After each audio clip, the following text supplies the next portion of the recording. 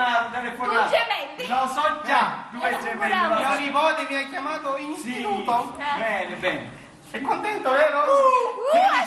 Felicissimo, grazie per le preghiere. Prendiamo. Dai. Dai, tu non mi chiami, non voglio sempre. No, Lucia, prendiamo questi due nuovi Ecco, prendiamo. e quello potente. No, facciamo fra chiacchiere e cose, prendiamo e basta. Vai. Gemella, mi metteranno Lucia. Mio nipote lo fa per me. Sono contenta. Ma un bel nome, Lucia. Ma vuoi se fa pure marito?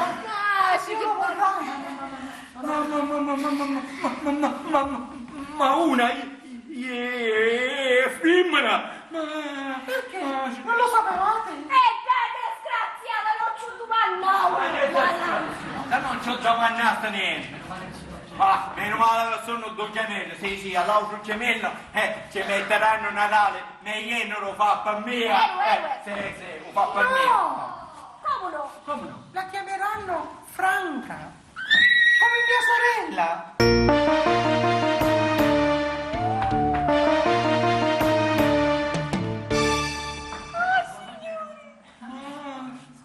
Franca, ma che sono due femmine? Buono. Vita buono con questi orecchi, sentia buono con questi occhi.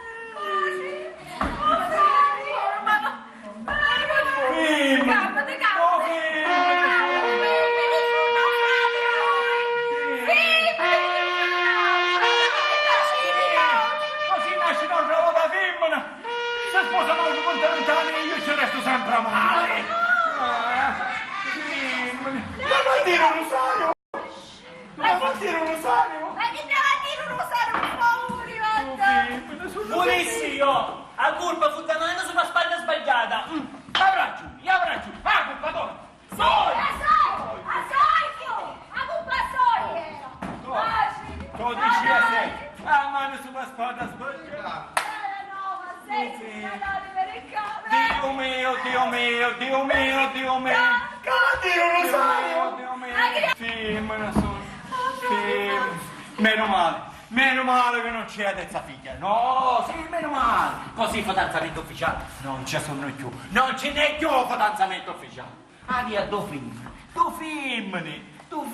E tutte e due! Ma fregato! Tutti e due ma fregato! E ora non t'abbucca! Ma resta solo! L'ama!